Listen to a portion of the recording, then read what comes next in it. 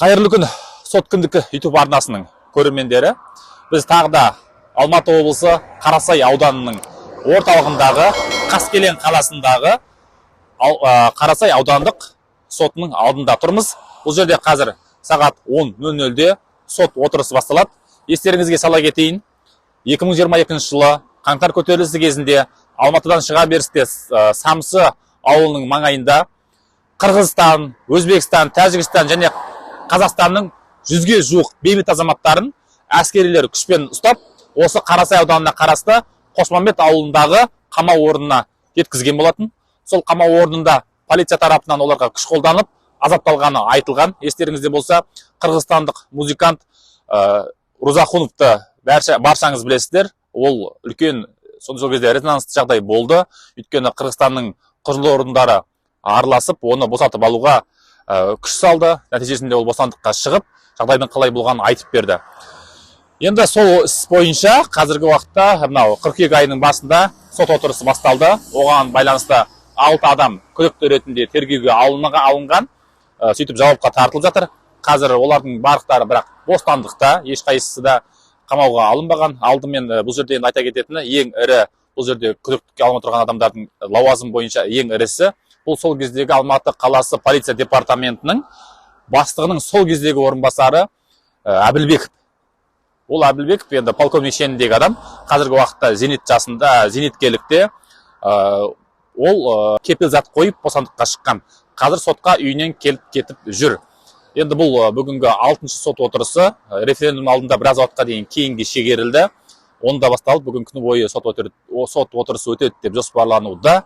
Сол себепті енді қалай болады, бүгін айта кетерлігі жәбірленушілер, яғни азапталды дегендер жауапқа, яғни солардан жауап алынып жатыр. Оларға адвокаттар сұрақтарын қояды, сот сұрақтарын қояды, прокуратура сұрақтарын қояды.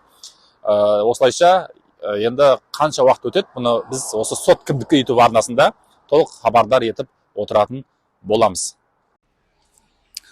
Бұл сот отырысында халықаралық құқықтық бастама ұйымы 20 азаматтың мүддесін қорғап жатыр. Бұл жерде енді осы халықаралық құқықтық бастама ұйымының қызметкері, құқық қорғаушы Ринат Рафқат, осы жерден ақпарат таратып жүрген журналист Даник Молдабеков. Біз қазір Қарасай аудандық сотының алдындамыз. Және осы халықаралық құқықтық бастама ұйымының жетекшісі Айнаш Орманбаева да үнемі қатысып жүрген.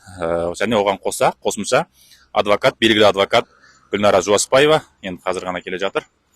Сондықтан осы жерден қазір сот отырысы басталғанын толықтай енді көрсетуге тырысамыз.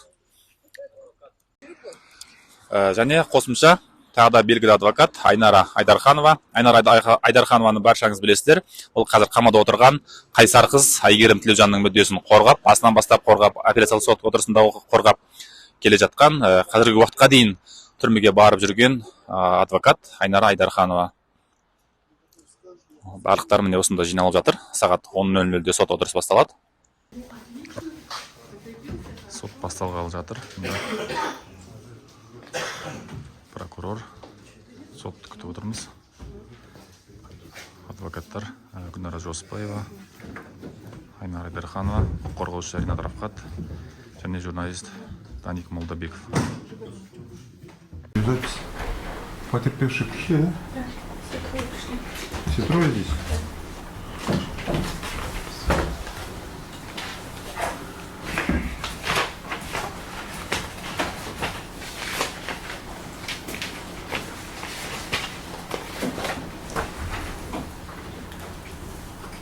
Так, кто встаньте, пожалуйста, потерпевшие. Второй шум. Бер жақын наш трибунаға. Кішкене жақын тұрыңдар.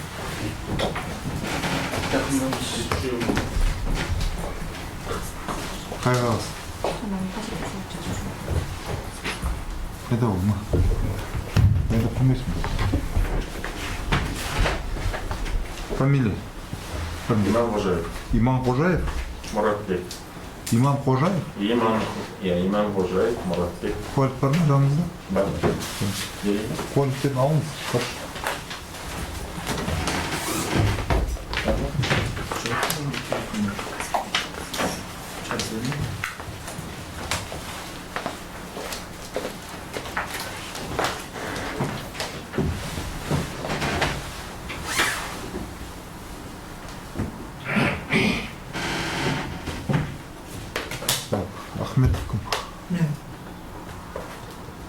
Толық аты жөніңіз. Ахметов Жарылқасын Сәрсенбаевич.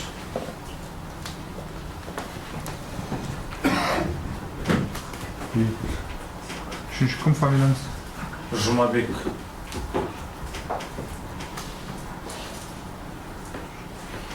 Рауан Батбекұлы ма? Аха.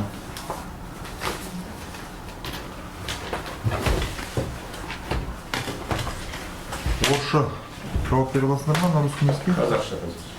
Орысша түсінбейсіңдер ма? Түсінеміз, орысша. Сұрақты түсінесіздер ма? Түсінеміз. Сұрақтан аударудың қажеті жоқ па? Сұрақ аударма. Иманғожаев Ахметов, вам были разъяснены права и обязанности потерпевшего, Жумабеку только не было разъяснены, поэтому суд разъясняет, что вы приглашены в качестве потерпевшего и разъясняет права и обязанности потерпевшего. Перевод не нужен, да? Так, потерпевший имеет право знать определенные подозрения и обвинений, давать показания на родном языке или языке, которым владеет, представлять доказательства, заявлять ходатайство от отводы, пользоваться бесплатной помощью переводчика, иметь представителя, заявлять ходатайство предоставления мер безопасности ему и членам семьи, получать копии приговора постановления суда первой апелляционной кассационной инстанции, участвовать в судебном разбирательстве дела судей первой апелляционной кассационной инстанции, выступать в судебных прениях, поддерживать обвинения, обжаловать приговор постановления суда, знать о принесенных по делу жалобах, ходатайствах прокурора, обязанности потерпевшего, явиться по вызову органа, ведущего уголовный процесс, правдиво сообщить все известные по делу обстоятельства, ответить на поставленные вопросы, не разглашать сведения об обстоятельствах, известных ему по делу, соблюдать порядок во время судебного заседания. За отказ задачи показаний, задачу заведомо ложных показаний потерпевший несет в соответствии с законом уголовную ответственность. Понятно все, да? Так, перед допросом подсудимый прошу всех встать. Встаньте, пожалуйста. Потерпевший Иманғожаев Ахметов Жұмабек, қарап шығыңыздар. Кейін сұрақ болады. Асықпай. Көріп шықтыңдар ма? Неше денеге көріп ғой? Все, присаживайтесь, сұрақ. Ахметов.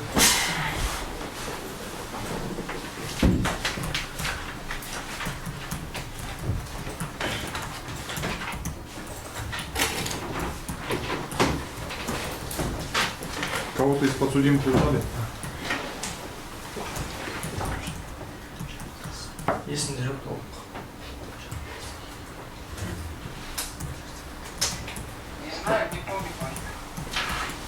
Так, вы какой родственник? Тоже родственник, да? Жоқ. Фамилия кто?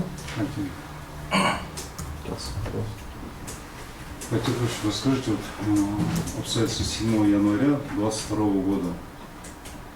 Что произошло? Как вас задержали? Түсіңіз ба? Менің бір жағым нағашым, бір жағы құдам Қордайда қайтыс болған тұр. Соған біз кластасымыз екеуміз шыққан болатынбыз. Ұзын ағаштан жоғары қарай. Жоғарғы трассамен үшін. Бізге сол жерде айтты, Тарғатқа атыс болып жатыр, ол жақта жол жабық. Прямо жоғары таумен кетіңіздер деп. Сол жақта бізді анау Кім кластасы? Санжар, Мәмбет.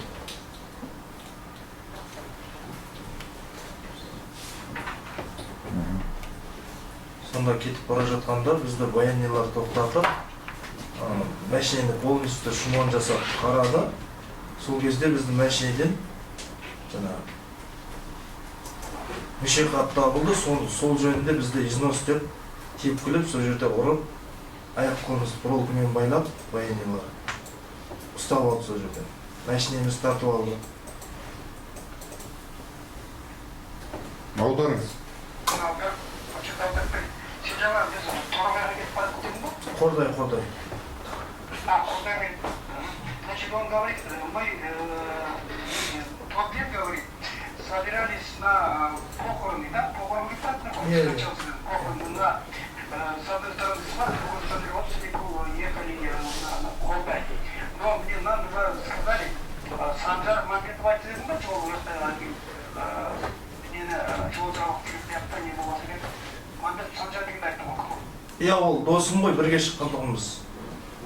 Ну, что они сказали, в данное время прожатие идет стрельба, поэтому вы лучше говорите, езжайте вот выше, через горной дорогой, да? Это вот понял. И нас по дороге, говорит, потом остановили военные и начали машину проверять. В машине они нашли презерватив. И потом сразу они нам сказали, вот, вы, оказывается, замешаны, нас потом вытащили и избили, связали люди пробу, блядь.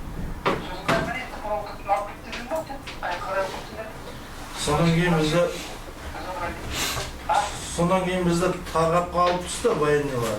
Сол жерде бір сағаттай военный КамАЗдың үстінде отырдық, екеумізді байлап қойды, сол жерде автоматпен нетіп тұрды. Машине күтті бұлар.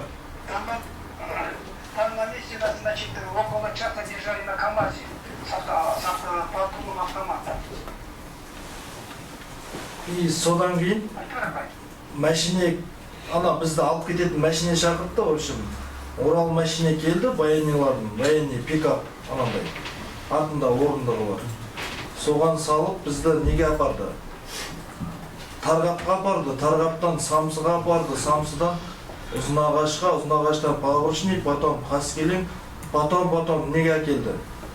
Қошмамбетке. Значит, он дальше поясняет, ждали около часа на КамАЗе, около часа ждали машину, которую они вызвали, чтобы увезти их. И потом через час где-то подъехала машина, пикап, который Урал. Нас туда посадили, потом сперва нас Таргат, потом Самсы, потом Узнаваш, потом Фабричный, потом Қаскелең, потом Қошмамбет. Солай ма? Иә, да, солай.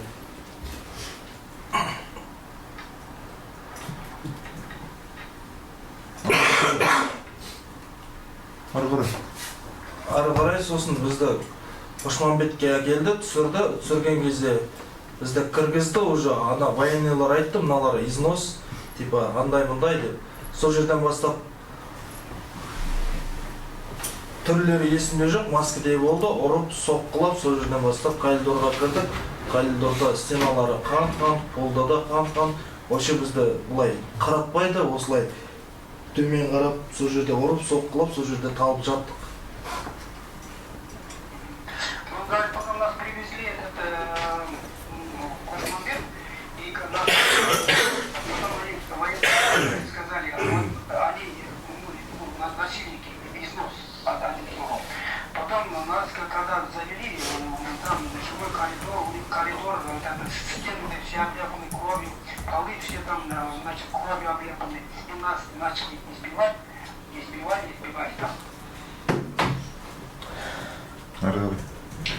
Біз кіргенде сол жерде біраз адам болды ішінде. Қалып жатқан адамдар болды, бұлай жатқан адамдар болды. Олар бірақ біз енді көргеніміз ғой, бұлай келдік, төмен қарап. Сол кезде көріп қаласың ғой, сол кезде көрдік.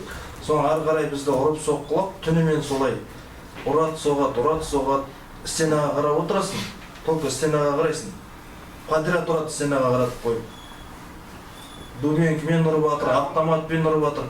Содан ол жерден алып кетіп, бізді екінші этажға көтеріп, біз жаңа класстас екеумізді, мына екеуі износ деп алып кетіп, полға жатқызып, голый тепкілеп, артымен соққылап, мына екеуі износ.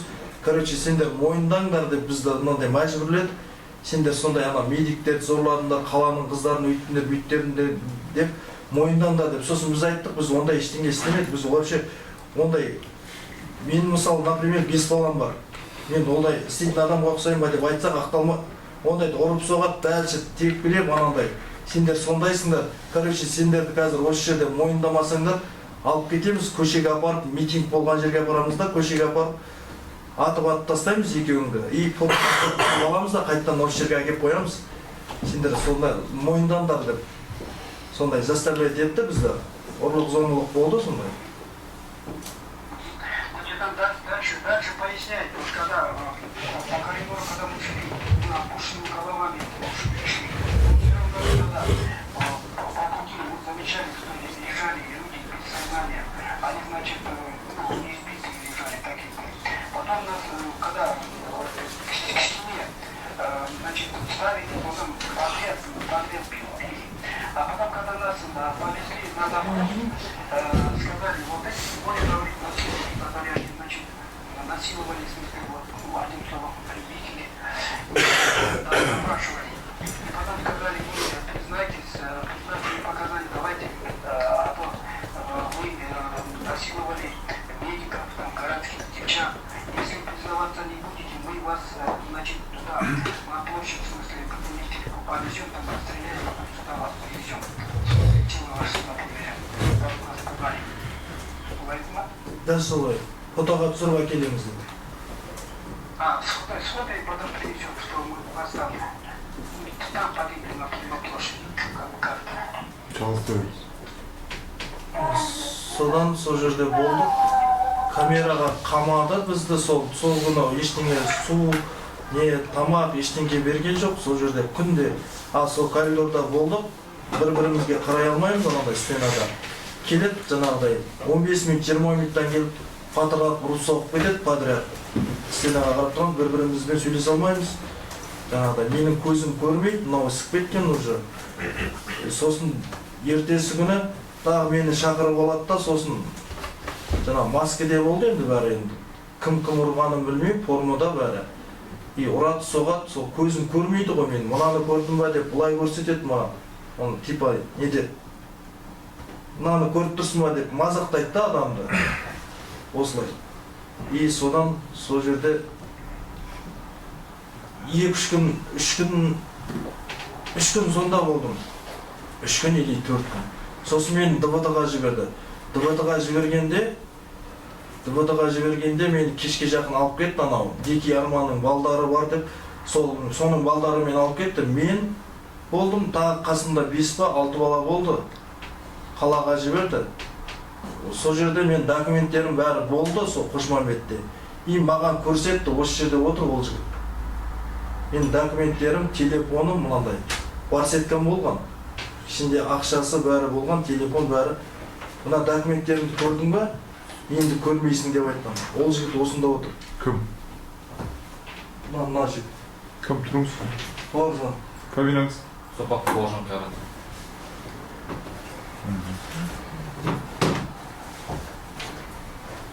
Аны жаңа ешкімді танымаймын дедіңіз.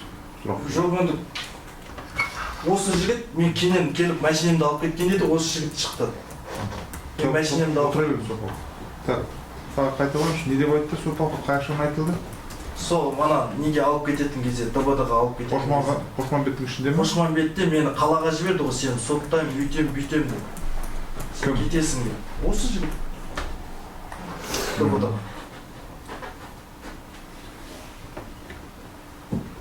Не айтты, нақты тағы қайталаңызшы. Айтып кетіңіз. Айта беріңіз, алдарыңыз. Переводите. Переводите. Если трохи. Да, он начал пояснять, потом говорит, ну, мы там где-то находились в этом Кошмамбете 3-4 дня, ну, примерно 3-4 дня.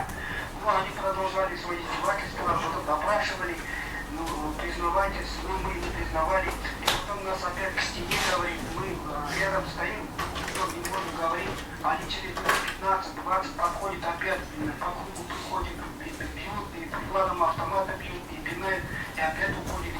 Вот так и было. Потом, значит, через вот мне, потом меня отправили в ДВД, говорит, они с ребятами из Дикого Армана, там их 5-6 человек было, и мне туда отправляли. И вот сейчас уточняет такой факт. Когда мне отправляли в Кошмамбет, вот один правильно мне сказал, вот твои документы, все у него были, все документы, и подсветка была там, и деньги были, я акшал, деньги были. Он сказал, вот это все больше не увидишь в таком плане. Я все равно тебе посажу в таком плане. А потом он говорит, этот парень сейчас в данное время в ЗАГСе. И потом он повернулся, показал на Баужанте, да? Я не знаю, Баужанте это? Он говорит, он, потом когда я машину забирал, приходил, он говорит там, поэтому его хорошо запомнил. Ары қарай ДБД-да болдым, ДБД-да ол жақта бізді апарды, жаңа Дикий Арманның балдарын отдельно алып кетті. Мені сосын тағы да бір жанымда 2 бала болды. Сол үшеумізді алды да аналарды жоғарыға көтеріп кетті, УБУП-қа. Біз астында қалдық, бізге ол жерде ешкім еткен жоқ, сол күні мынандай жаңа прокуратуралар бос болмадықтан тергелген жоқпыз ол күні. Біз сөйтіп бізді камераға қамады астына. Камерада жаттық. Бір күн неде болдық? Сол жердегі органның адамдарының кабинетінде қондық. Сол күн түнде. Бізге ешкім ештеңе деген жоқ, тиіскен жоқ. Наоборот, жай тамақ беріп бізге, мына нелеріңді, көгерген жерлеріңді не істеңдер деп андай спирт беріп, жақтырып, көмек көрсетті үшін сол жерде, ДВД-да. Сосын, кейін 2 күн или 3 күн. Сол ДВД-дан сол жерден мен кінәсіз екенімді дәлелденіп, сол жерден бостандыққа шықтым. Переводите. Продолжает говорить, потом нас когда-то вот это привезли, нас провели, говорит, ребят дикого Армана, говорит, забрали, говорит, и подняли на 2-й этаж, а у нас 2, говорит, мы остались. Нас тот день, то ли прокурора не были, нам не проводили, значит, на допрос, и нам пришлось 1 день остаться ночевать в кабинете сотрудников органа. Там нам не пили, ничего не было, наоборот, они там нам заботились, они нас покормили, они нам давали даже спирт, чтобы мы подлечили свои раны. Там нам такого ничего не было. Одним словом, мы здесь где-то 3 дня находились в ДВД, и я здесь реабилитировался, и меня отпустили. Я дальше. Вопрос есть? Скажите, вот в Кушманбете, вот как в здание зашли, дальше какие сотрудники были, вот, поясните? Военный формада, собственно, көк формада, бәрі маскада болды ол кезде. И в синей форме, и в черной. Синий форма, черный формада болды, маска шоу. Еліп айтты ма сондай, черный формада да болды. Избирали только в черном или в синем, или как? Бәрі ұрды ол жерде. Он говорит, были все, говорит, все были в маске и в черной форме, и в военной форме, и синей формы тоже были, говорит, все в маске были, все их снимали, все подряд, все приятели.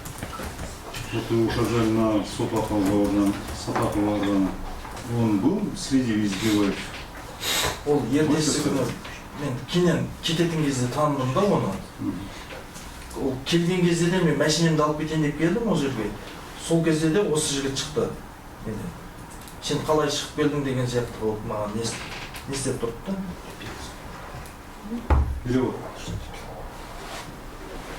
Переводите. Он говорит, я его больше разглядел, говорит, потому что когда вот приехал забирать мою машину, он так мне удивленно смотрел, как ты освободился в таком плане. Я его хорошо помню, говорит. И келіп мен документтерін сұрадым ғой.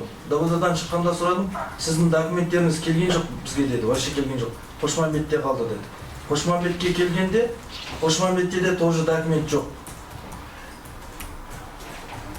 Он говорит, я спрашивал, когда освободили они меня, я спрашивал, где мои документы, они сказали, с Қошмамбета нам документы не прислали. А когда Қошмамбет приехал, они тоже сказали, жоқ бывает можно? Жоқ деді, документ жоқ деді. Білмейміз біз деді. Нет, мы не знаем. Мен осы, содан кейін осы мен ауырып, укол ем алдым, үйге аман есен шыққандан кейін денемді ала алмаймын. Бәрі емделіп, содан кейін мен кішкене аяққа тұрғандан кейін 2 күн өткеннен кейін ба келіп машинемді алып кеттім. Сол кезде осы жігіт болды. Бауыржан. И документтерін сұрасам, білмейміз біз деді. Мен осы мына ДВД-ға жіберетін кезде бірақ именно осы жігіт айтты, мына документтерді көрдің ба деп. Көрсетті, бәрін көрсетті маған, былай телефон бәрін енді көрмейсің деді. Дәл осылай. Сол менің есімде қалған. Как он говорит, потом я отлично чувствовал, как я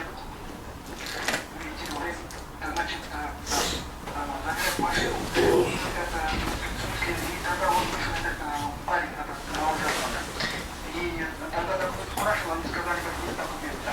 Ну, когда мне забирали Қошмамбет, он мне лично показывал, вот есть паспорт, вот документы, что видишь, ты больше это не увидишь,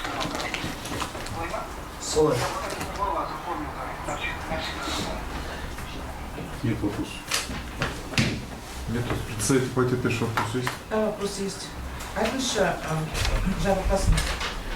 Сонда мына документтер, құжаттар сапақаттың қолында болды ма? Иә. Қандай документтер болды? Удостоверение, машинаның техпаспорты, право и ақшалар болды. Қанша ақша екенін білмеймін примерно. Ондай көп, өте көп ақша емес ол жерде. Примерно білмеймін қанша ақша екенін. 50-60 мың көлемінде ғой деймін. Қай себеппен көрсетпеңдер, ой, бермеймін деді? Білмеймін, дәл осылай айтты. Содан кейін? Содан кейін жаңағыдай болды, мен ДВД қалып кеттік сол жерде. Маған бірақ лишний өзіме өзі бүйтіп көрсетті. Міне документтерің деді, именно бұлай. Бәрін шығарып көрсетті бұлай көрсетті да. Міне сенің документтерін көрдің ба деді, иә деді. Енді көрмейсің деді. Ал машинаға келгеннен кейін, сіз айтыңыз, 3 күннен кейін ДВД-дан шыққаннан кейін емделіп, одан кейін укол алғаннан кейін машинаға бардым. Сонда қайттан Сапақов шықты ма? Иә. Сонда документтерді берді ме саған? Берген жоқ. Машинаны ғана берді ме? Машинаны ғана берді, без документ айдап кеттім машина. А неге бермеймін деді? Пусть переведет. Аударыңыз.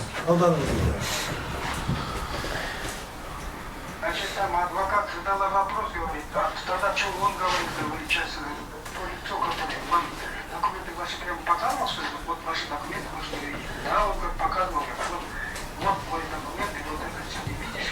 Потом сказал, говорит, больше не увидишь, вот так сказал, говорит. А потом спрашивает он второй вопрос. Вы когда подключились, когда приехали машину получать, вам документы что, так и не дали? Он говорит, нет, не дали. Я машину, значит, машину увел без документов, говорит. Вопрос есть? Иә. Сонда мөлшері қанша ақша болды қалтаңызда?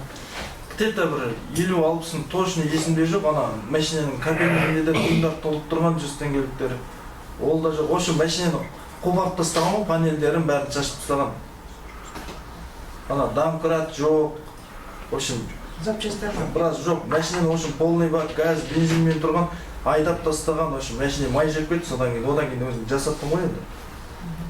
Ол енді қанша күн шықты? Значит, до этого тоже он сам говорил, что у него там еще какие-то документы были. Он говорил, удостоверение личности, техпаспорт, и вот это водительские права были. Потом небольшая сумма денег была. Он тоже говорит, примерно 50-60 тысяч. Сейчас адвокат тоже говорит, сколько денег там примерно было? Он говорит, да, 50-60 тысяч, наверное, было, говорит.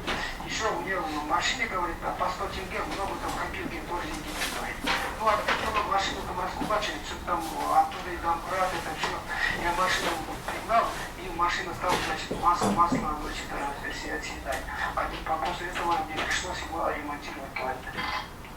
Сұрақ, сіз айтыңыз және машинаны айдаған, май, бензин бәрі біткен, ішіндегі запчастар бәрі жоқ, және содан кейін май шығып кеткен дедіңіз ба қалай? Иә, май жеп кетті. Май жеп кеткен. Сол ремонт жасадыңыз ба? Ремонт жасадым. Қанша ақша кетті оған? 700 мың кетті вообще.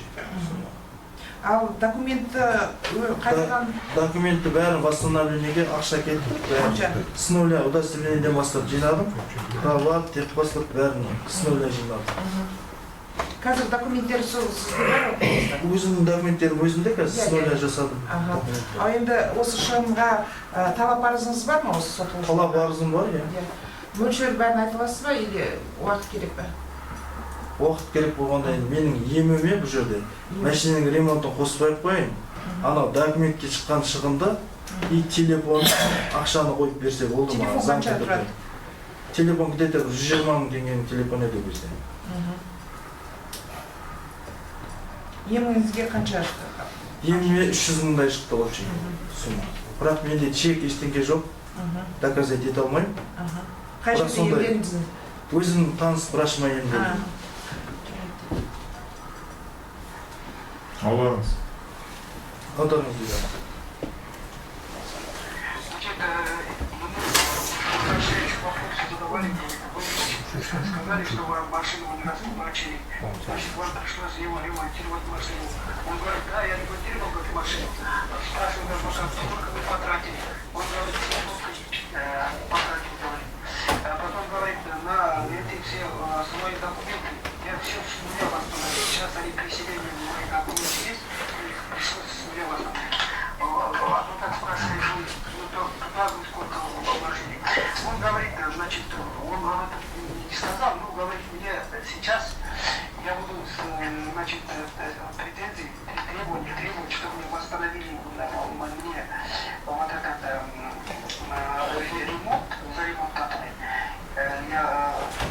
тоқтаңыз, за ремонтта қосқан жоқпын аға.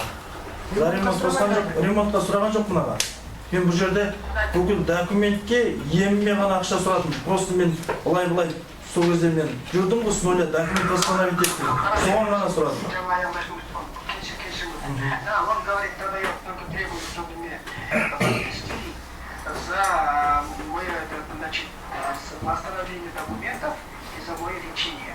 Я лечился, говорит, примерно на 300 тысяч тенге лечение принял, говорит. Но у меня, в смысле, подтверждает, что пациентов с собой нету. Я лечился у частного врача. Сулейман, или в этом году?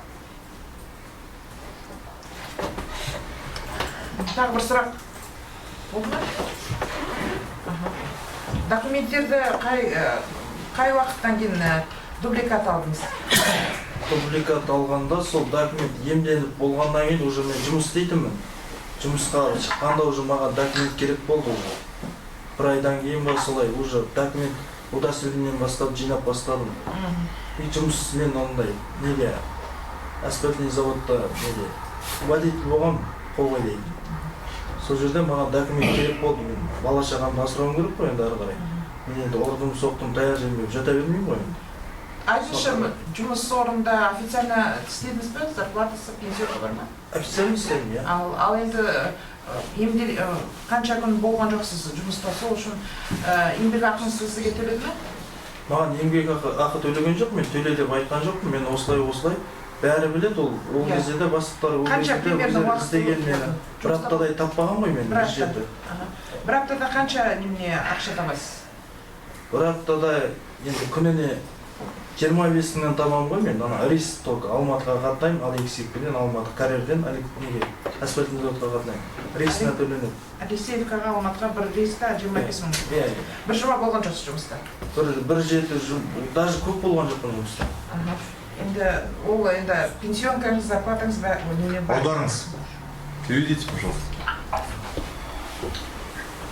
Можно дальше поискать, где говорит, адвокат спросил, документы вы быстро восстановили или нет? Он говорит, документы, задержки документов восстановления я не имел права, поскольку я работал, и мне нужны были документы, и поэтому начал с удостоверения личности все восстанавливать, поскольку я работал водителем, когда он мне дедин, это такси весь был. Жоқ, асфальтный завод. Хова, жүк көлігі. В смысле, грузовой транспорт или свой? Иә. Грузовой транспорт или свой? Иә. Машина ходить, свой? Иә. Да, я говорю, значит, являюсь водителем грузового автотранспорта, вожу асфальтковый.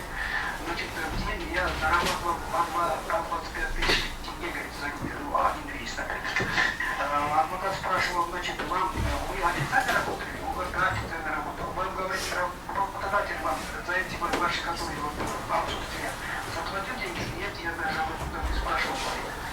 Так, если речь идет о будущем предъявлении иска, пожалуйста, это, наверное, вопрос написать иски, потом эти вопросы. Уважаемый суд, можно здесь, да? Поэтому сейчас давайте к сути вопросов этого не будем касаться. Да, Уважаемый суд, можно было по замечанию сделать адвокату Жуаспаевой? В перерыве, хочу сказать, в перерыве адвокат Жуаспаевой и поднять видеокамеру. Подождите. Видеокамеру поднять, запись. В перерыве, в фойе зала, адвокат Жуаспаевой, не имея никакого отношения к потерпевшему Ахметову, так, разговаривала при мне о материальных претензиях, говорила, что она участвовала в аэропорту по пыткам, так, и там иски удовлетворяли по миллиону, по 1,5 миллиона. Сейчас именно касается только эти вопросы. Прошу сделать замечание. Все. Можно сказать, раз адвокат сказал, раз меня обвинил. Вообще-то адвокат сейчас вот выступил, непонятно, как это он... Видеозаписи. Ходатайство или что у него вообще? Тише. Хорошо, Замечание вам сделать. Спокойнее. вы не прокурор, вы не забудьте. Вы же давно не прокурор. Вы сейчас адвокат. Так, Да. вот, Вы только имеете право ходатайствовать. Я и ходатайствую, чтобы вам Вы замечание забудьте, сделать. что вы уже не прокурор, не Хорошо. повысите, голос свой снизьте. Так, Уважаемый адвокат суд. Медведев, спокойнее. Все, вы же Да, уважаемый сказали, суд. вас услышал суд. Да, раз меня обвинили в этом, я считаю, что я должна ответить. Я как адвокат, как законопослушный человек, потерпевший подошел. Гульнар Апай, он слышал, что я участвую по делу. Мне я ему все разъяснила. Это моя профессиональная обязанность разъяснить человеку, как нужно сделать. Я ему все объяснила, поэтому он сейчас все и говорит. Хорошо, все, спасибо. Поэтому обвинять меня в чем? Хорошо, вас... За то, что я работаю правильно, честно, я же не бывший прокурорский работник. Все, хорошо. Я адвокат, только адвокат. Все, и вас тоже суд услышал. Пожалуйста, Хорошо. все, спокойнее, не ругайтесь. Ничего не хватало, что между собой будет ругаться. Не надо ругаться. Все, суд услышал обе стороны, все понятно. Но при этом, еще раз, почему суд и говорит, если какие-то тези, это уже другая сторона, по-другому надо подходить. Здесь, наверное, пока... Сұрақ болуы? Так, давай, по сути. Иә, талап барса жазасыз ғой, иә? Жазам. Жақсы болды. Жазсаңыз сол сіздің құқығыңыз, қандай қорғаушы алады, өз құқығыңыз, қандай арызды, қалай арызды, ол өз құқығыңыз, ол сізде бар. Все? Больше нет вопросов? Нет вопросов. Со стороны потерпевших представителей? Нет, давайте по порядку. Представитель потерпевших. Сейчас, пусть переведет. Гражданский иск по Петру говорит. Все, хорошо. Со стороны представителя потерпевших, пожалуйста, задавайте. Скажите, пожалуйста, вот сейчас вы сказали, что вас требовали признательные показания, да? Признаться в чем-то. Это в каком месте было? Ну, на каком этаже или в каком кабинете? Помните? Сколько человек в кабинете было? Можете описать? Есімде жоқ. Но это не в камеру они к вам пришли или они выводили? Кабинетте айтты. Мен ДБТ-ға жіберейін деп жатқан кезде сол күні айтты. Документтерді көрдің ба? Міне бәрі, міне телефон, барсеткаң, документ, машинені тек паспортта права бар. Енді көрмейсің деді, и все. Ол саған басқа сұрақ қойды. Қандай сұрақ қойды? Бұлай бір сұрақ қойды. Признательные показания деген жаңа сендерді алдында айттың ғой сен. Насиловательдердің ойыстаңдар деген сияқты. Сондай сендерде сондай жауапқа мәжбүрледі ма деп айтып отыр. Ол қай жерде болды, қандай жағдайда болды деген сияқты. Түсіндім. Сол Қошмамбеттің зданиясында болды ғой ол оқиға. На каком этаже вас вывели? В втором этаже. Екінші этажда болды. Еще. А там помните, вот в кабинете, кто спрашивал, в какой форме был, сколько человек там было? Не знаю. А когда вот на втором этаже допрашивали, вот требовали признать что-то, там били вас в это время? Нет. Кальдера стоял просто. Шақырды. Осылай. Все. Содан кейін алып кеткенде уже сол машинеге мінгізгенде соқты. Сосын ары қарай ДБТ-ға кірем дегенше соқты. ДБ-ның ішіне кіргеннен кейін уже бізді соққан жоқ вообще.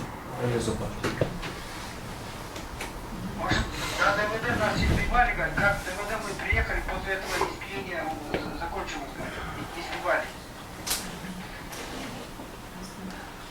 А вот вы упомянули ребята Дикого Армана. Вы с ними в одной камере, что ли, сидели? Жоқ.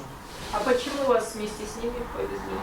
Білмеймін, сол мына қалаға ДБТ-ға алып кететінді Қошмамбеттің сол машинамен жіберді. Үшін 8 адам ба жіберді. 8 адам жіберді.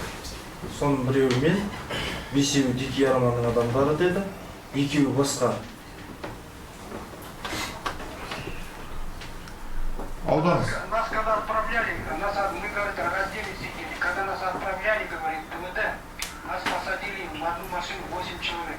Из них 5 было, говорит, ребята Дикого Армана, двое убили, а и один я был, говорит. Со стороны потерпевших все, вопросов нет? Тогда представляем, пожалуйста. Скажите, пожалуйста, потерпевший Ахметов, вы сначала сказали, что никого из подсудимых не опознают, а потом решили все-таки изменить свои показания и решили сказать, что Сапахова все-таки опознают. Почему? Мен айттым ғой, және де айттым ғой басында. Мен таныған адамды білем ғой, мен сол үшін қаншама жүрдім, қаншама что вы никого не знаете. Есімде қалды. Мен никого не знаю деп айтқан жоқ. Сұрақ түсінікті ма? басында сен олай айтпадың деп тұр ғой. Мына солай. Басында танымады дедіңіз, кейін танып. Мен танымадым. Посмотрели на всех подсудимых, пойдем, посмотрели на всех подсудимых. Пусть вопрос задастся. Зачем он давит? Стоп! Он давит. Стоп, подождите, адвокаты! Стоп, подождите, Сашпаев, подождите, вы тоже постойте. Хватит здесь перерекаться друг с другом. Пожалуйста, давайте нормально, в спокойном русле будем проводить заседание. Завтра во все СМИ вы выйдете, что друг с другом ругаетесь. Спокойно надо. Уятком надо до сонча отыр. Все, вопрос вам понятен? Отвечайте. Аударып беріңізші. Бұлай деп айтып отыр. Сен басында жаңа келгенде сұрап жүрсің, арай болып қарадым. Мыналарды, сотталушыларды танисың ба деп едім, сен есімде жоқ, білмеймін деп сөйтіп деп айттың. Солай ма? Енді қазір айғақ беріп жатқан кезде, ана біреусін таныдым деп айтып отырсың, соны қалай түсінуге болады деп сұрап жатыр. Мен ол кезде ол жаңағы айтқан нені мен түсінген жоқпын шыны керек. Одан кейін нетіп отырмын мен. Мен қазір де жаңа қойған сұрақ түсінбей қалдым. Қазір тоқтап тұрыңыз, бір минут, пожалуйста, на қазақстан жазайте. Тыңдаңыз, ғана сізге тікелей қазақша. Тыңдаңыз. Сіз жаңа сот сұрады бірінші. Мына сотталушылардың қайсысын танисыз деп. Бірінші қарап алыңыз деді. Сіз қарап алдыңыз жан-жағыңызға. Қарап алдыңыз. Сол кезде айттыңыз, мына сотталушылардың ешқайсысын танымайын дедіңіз. Ал қазір Сопақовты танимын деп неге жауабыңызды өзгертіп жатырсыз?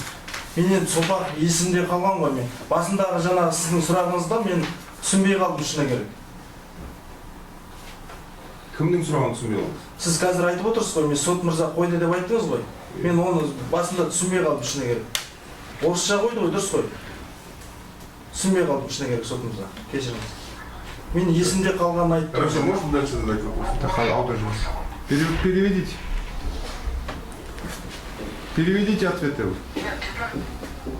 Да, он говорит, изначально, когда мне вот это господин судья задавал вопрос, я, если честно говоря, не понял суть вопроса, поэтому я так ответил.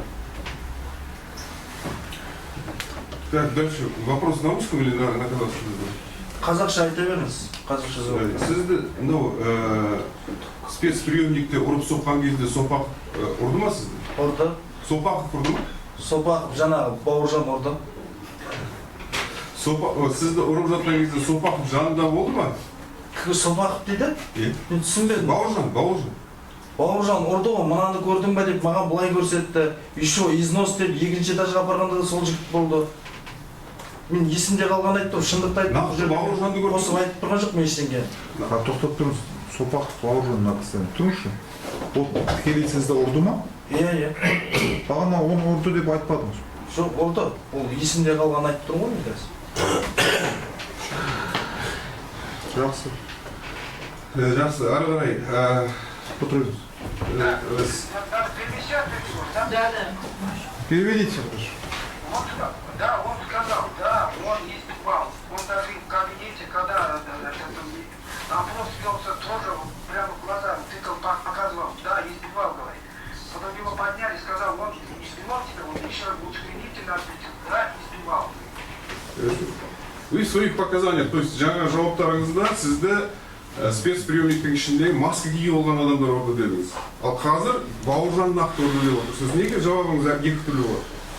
Екі түрлі болса да мен шындықты айтып тұрмын. Мына жерде мен өтірік айтып немесе не істеп тұрған жауап беріңіз. Мен өзімнің басымның амандығын еще мен біреуге жала жауып нақақтан біреудің семьясымен ойнамаймын ғой мен. Жоқ, басында маска киген адамдар дедіңіз ғой. Қазір енді Бауыржан деп отырсыз. Сіз неге сөйтіп айтасыз? Енді маған ол документті көрдің ба, енді көрмейсің деп мен ұрған адамдарды айтамын. Ол қалғандарын білмеймін, мен осы жігіт есімде қалған мен. Тыңдаңыз, бір минут, қазір. Еш ненің ойлап табуын қажет жоқ. Тоқтап тұрмыз. Сіз басында алдын ала, сұрақтардан алдын ала айтқанын еркін өзіңіз айтып берген уақытында. Ұрды, соқты, кім ұрған білмейді деп айтты. Соны сіздің қорғаншы білгісі келіп тұр. Кейінен кімді тайып дегеніз, мына Бауыржан маған құжаттарды қайтып алмайды деп айттыңыз. Дұрыс па? Иә, дұрыс. Қазір енді айтып тұрсыз, нақты сол Бауыржан еще мен ұрды деп тұрсыз. Вот документті деп көрсеткен емес, ұрды мені соқты деп тұрсыз. Сол қайсысына сенерін білмейді, соны анықтағысы келіп тұрсыз. Енді ұрған шындық қой. Кім ұрды?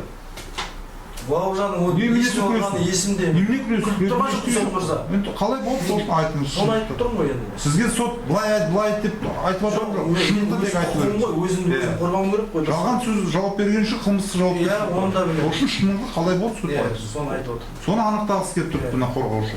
Бірақ бір былай жауап бердіңіз. Енді қазір былай айтып тұрсыз. Неге ондай әртүрлі болып тұр? Соны анықтап, сол сізге сұрақ беріп жатыр. Соған айтыңыз, жауабыңыз беріңіз. Неге өтіп айттыңыз? Болды. Басқа бұл жерде еш қиыншылық ештеңе жоқ. Қалай болды? Қалай болғанда жаңағы документті көрмесін деген кезде ұрды ол кезде де. Қай кезде? Сол жаңағы мен Бауыржан туралы айтып тұрмын ғой. Иә. Сол кезде ұрды, мынаны көрдім бе, енді көрмейсің. И коридорда да менің көзім жұмылып қалған ол таяқ жеп мынаның бәрі. Мынаны көрдің бе деп мен именно мазақ қылады да былай. Міне мынаны көрдің бе деп көзім ашылмай ғой. Бауыржан жасады ма? Хорошо. Переведите, пожалуйста. Так, он говорит, значит, суд сказал, вы давали, значит, подрасписку, что у вас будет за показания уголовной ответственности, у вас не знаю, пожалуйста. Он говорит так, когда мне документ показывал, когда документ показывал, ты видишь, а когда еще в коридоре, и у меня глаза, и потом, одна глаза не было. Он приходил, говорит, и пальцы показывал,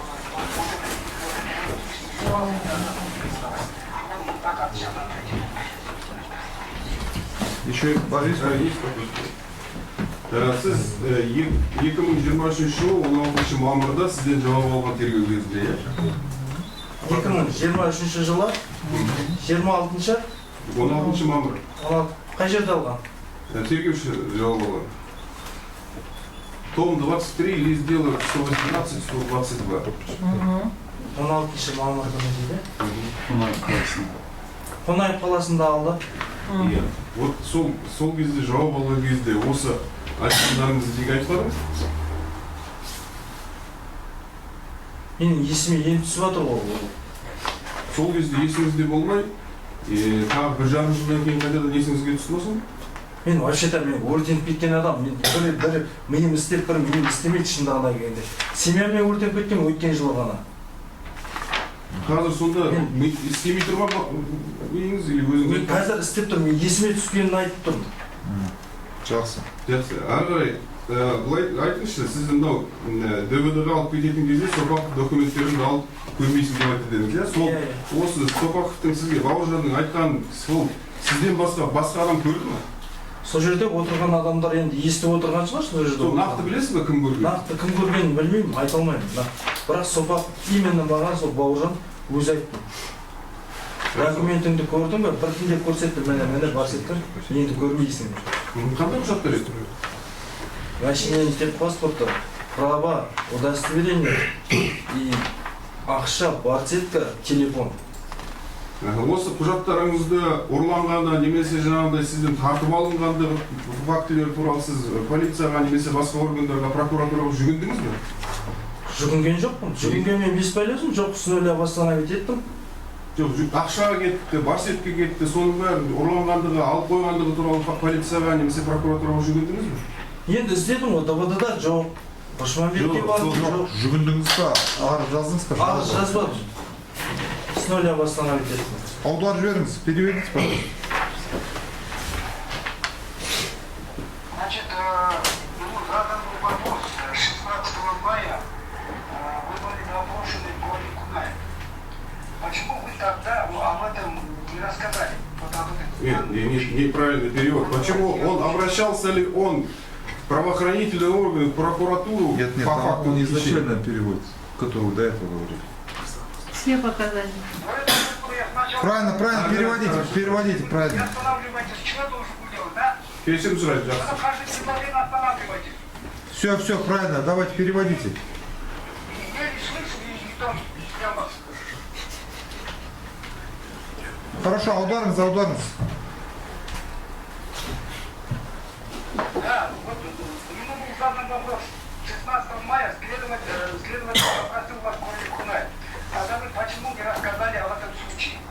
Он говорит, я только говорит, вспоминаю. Одним словом, мне говорят, сгоревший человек.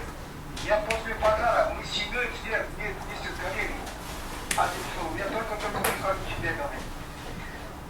А потом теперь был вопрос, вот Шапахов, когда вам показывал ваши документы, вы кто-то видел, там были свидетели? Он говорит, там сидели работники, может они видели. Вы можете назвать конкретно? Он говорит, конкретно не могу назвать, говорит. Вы скажите, пожалуйста, ваши какие документы были? Он говорит, мои были документы, говорит, значит, техпаспорт, права, удостоверение личности и, говорит, бассетка, деньги и телефон. Потом был задан вопрос, вы об этом заявили, что прокуратурам или правоохранительным органам, что у вас потерялись или у вас украли вот этот случай документы. Он говорит, не обращался. Чуть-чуть обращался, это бесполезно, это плохой номер. Дальше можно, да? Да, пожалуйста. Айтыңызшы, сізде қазір сол құжаттардың дубликаты ма? Қазір мен өзім с нуля восстановить еттім, өзімде документ құжаттарым бәрі бар. Дубликат па? Дубликат емес, енді с нуля заңды түрде мен Берілген күні көрсетілген ба? Берілген күні бәрі көрсетілген. Сотқа ұстамасыз ба сол құжатты? Сот нужно оформить. Так, Жоқ, техпаспорт, права. Техпаспорт удостоверение личности да ауыстырдыңыз ба? Я успел. Так, удостоверение личности выдано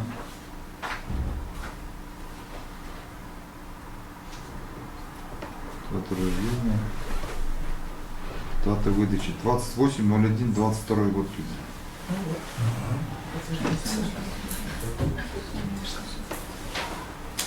Права нелер берейін ба? Хан беріңіз. Праваңды жаңа Техпаспорт. Техпаспорт жоқ, ол машина жоқ, ол кредитке алған. Так, техпаспорт. Водительское удостоверение. Ахметов. Выдано 14.04.2022 год. Еще есть вопрос? Да, есть вопрос. Алынсын.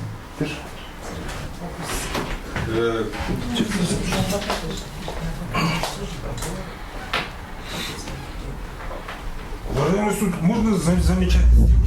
Что там? Жоспаева. Ну, как на адвоката тупицей называют? Меня прокурор называет.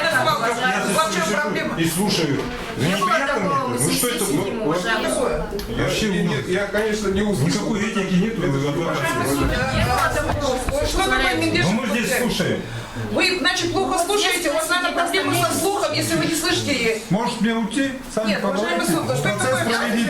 Делайте замечание, что такое, он не обвиняет второй раз. Суд, У него прокурорская манера и осталась так, хоть он адвокатская лицензия Вы работает. же все коллеги. Я не виду такого.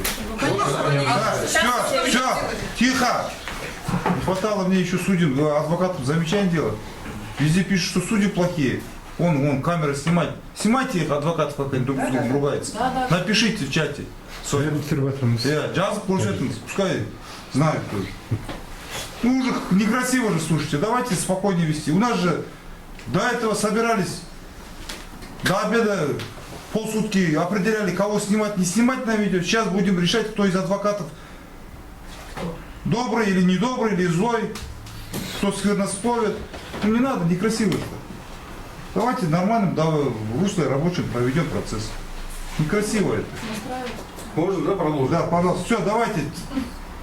Скажите. Наверное, вас надо рассадить тогда на два, как в детском саду. Но мы здесь сидим, никто не говорил тупица, специально настраивает. Все, хорошо. Все. Закрыли тему, да, пожалуйста. Давайте, яд палады.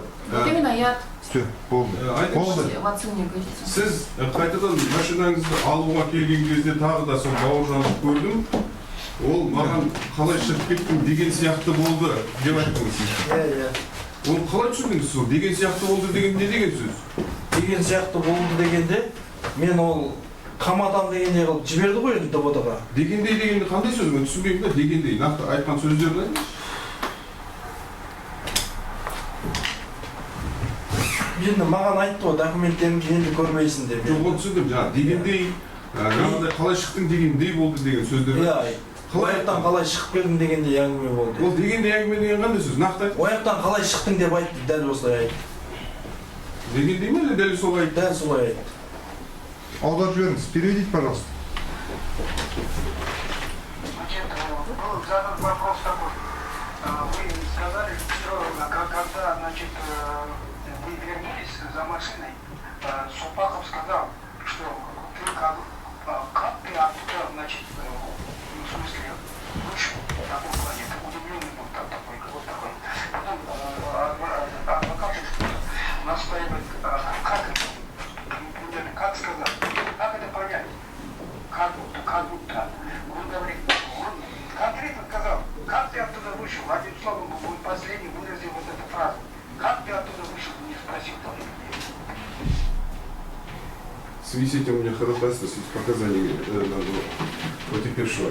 Во-первых, он не обращался в правоохранительные органы по факту хищения документов или денежных средств, или барсетки и так далее. В объеме обвинения этого нету. То есть в обвинительном акте указаны конкретные обстоятельства, на которых ссылается сторона обвинения, но в объеме обвинения вот этих фактов, которые он сейчас рассказывает, нету, потому что он во время следствия об этом не говорил. Поэтому я прошу суд исключить эти его показания и вопросы потерпевших по этому вопросу, да, из числа доказательств. И, во-первых. Во-вторых, у него в показаниях противоречия. Противоречия не только сейчас в показаниях, но и в показаниях, которые он давал во время следствия, во время судебного следствия сейчас. Поэтому я прошу отнестись критически к его показаниям, даже ходатайству о внесении частного постановления за дачу ложных показаний о привлечении его к уголовной ответственности.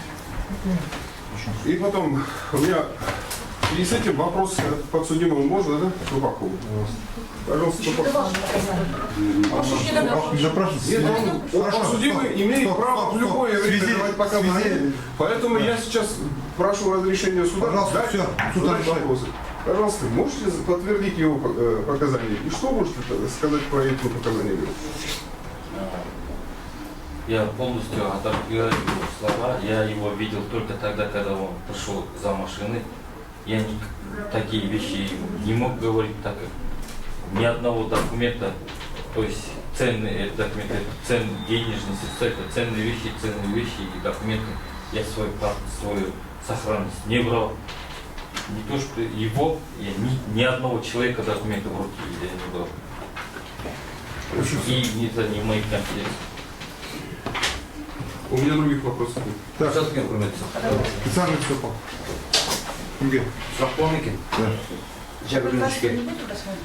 Жәбірленуші айтыңызшы, сіздің осы жаңағы приемникте көрсетілген құжаттарды оның алдында сізден кім және қай жерде алып қойып еді, жаңа алған кезде алу жайында қандай да құжаттар толтырылды ма?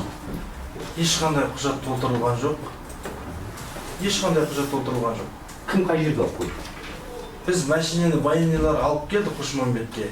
И содан кейін сол военныйлар алып келген сол Қошмамбетке. А Қошмамбетке машинені айдаған, кім айдағанын білмеймін. Жоқ, машина жайында сұрақ болып тұрған жоқ. Документтері. Сол документтер енді сол жерде Қошмамбетте болды ол документтер енді. Сізден кім алып еді деген сұрақ қойып тұрмын. Менің өзімнен личный өзімнен документ алған жоқ. Машинеде тұрған документ. Соны маған Қошмамбетте көрсетті. Мына документ міне көрдің ба? Енді көрмейсің. Осылай. Алғашында сонда документтеріңізді кім алып қойған білмейсіз бе сіз? Документ алынған жоқ менен. Спокойно. Не болды? Енді сұрақ дұрыс емес мырза.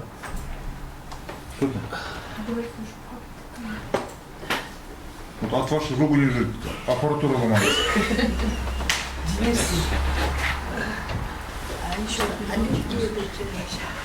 Переводчик тоже не слышит, завис.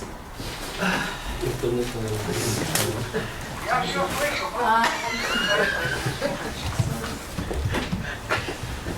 Уважаемые коллеги, давайте друг другу проявлять уважение. Вот именно, Нельзя же да. так это... Я, Да. когда вы задавали вопрос, я ни слова не сказал. Можно пока перерыв? Я вас не оскорбляла. Это вот Все, хорошо, опять начинайте. Все. Я сказала, да, я сказала, адвокаты топят своих клиентов, что как раз там удостоверение личности от 28 января и водительские права 14 апреля. 14 апреля это еще не время. Ладно, хорошо. Он же сказал, через как Акшаболды как заработал, он сказал. Да. Я не говорил, я Хорошо, не настолько... мы не сомневаемся в этом. А у него он плохо слышит, наверное. И Мендеши, порядочности Мендеши суд не сомневается, и вашей порядочности не сомневается. Все порядочные люди здесь собрались. Непорядочные в другом месте ходят. Да. Они уже кеткіске уял, видите? Пожалуйста, параллельно. Сұрақ жоқ қой, да? Удостоверение сдалось.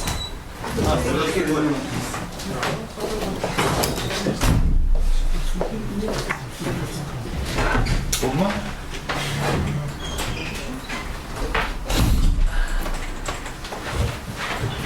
Как в детском саду, наверное, в следующий раз рассадим вас по разным сторонам.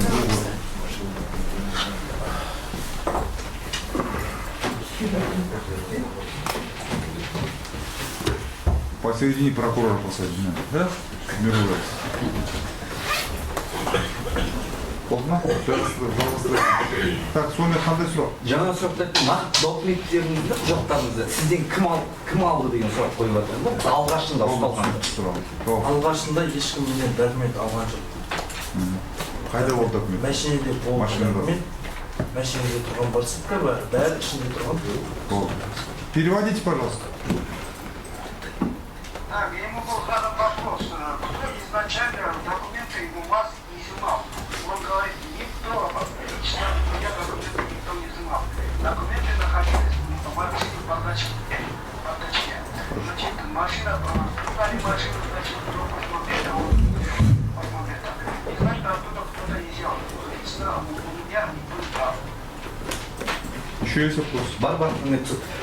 Екінші сұрақ, жаңағы сізді ұсталған жерден Қошмамбет ауылына шейін сізді немен алып келді және кім алып келді?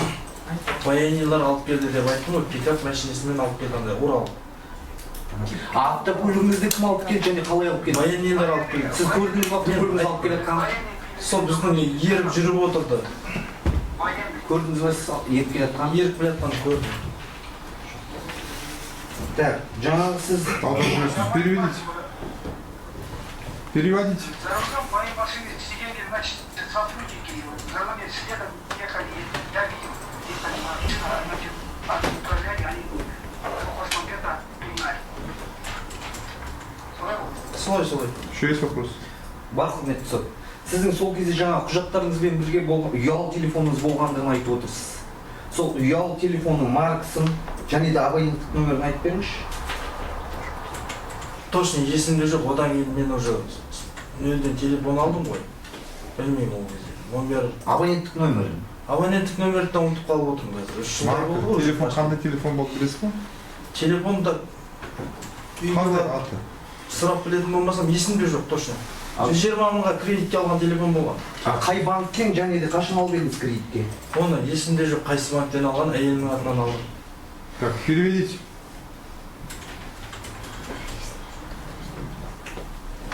Аударып жіберіңіз.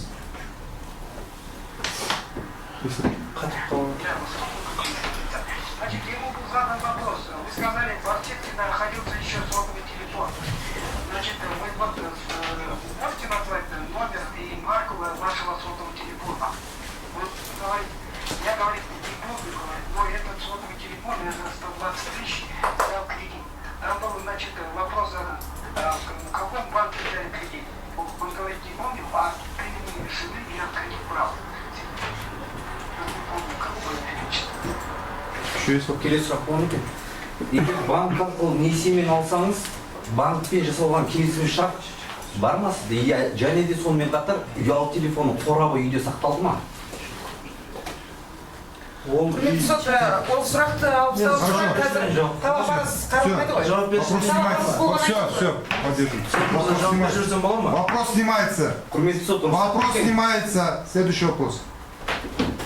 құрметті сот, айтайын, не үшін сұрақ қойып отырғанымды айтып кетсем болады екен? Себебі құрметті сот, осы азамат сияқты басқа да арызданған тұлғалардың ұялы телефоны сол жаңағы приемник распорядительді алып қойғандығы жайында көрсетілген, алайда сотқа дейінгі тергеп тексеру барысында аталған ұялы телефондар ұстау орнына жетпестен әскери қызметкерлермен алынып қойып, ол Алтын Орда базарында сатылып кеткен фактілер анықталған, қылмыстың ішінде бар. Сол себепті сұрақ қойып, мен ұялы телефонның қазір жақсы болды. Басқа сұрақ бар ма ұялы телефонға қатысты емес?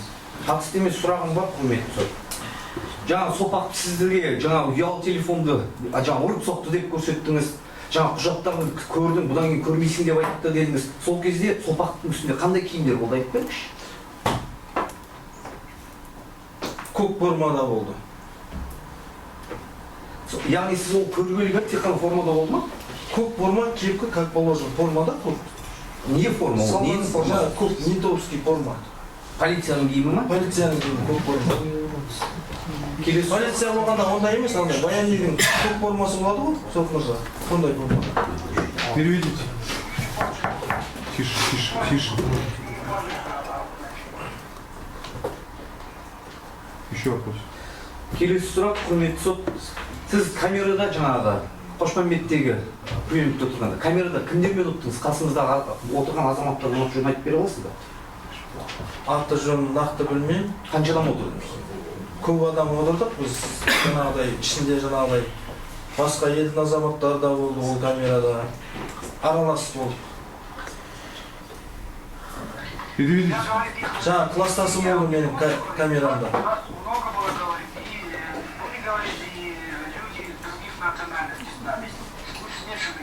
Аттар есіңізде қалған жоқ па, Санжардан басқаны? Санжар ол менің одноклассник. Одан басқаның аттары есімде? Одан басқасының аттары есімде жоқ. Мен олармен танысып сөйлесетін жағдайда болған жоқпыз біз ол жерде. Басқа сұрақ жоқ. Сейчас, пусть переведет.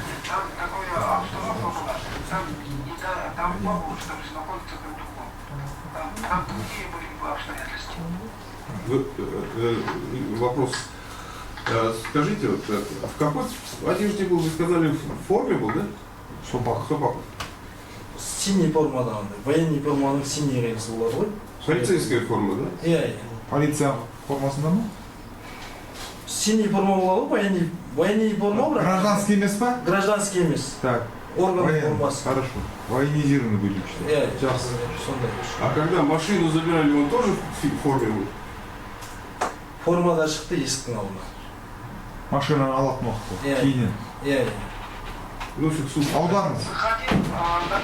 Выходил на крыльцо, говорит, в военной форме, вот это в форме,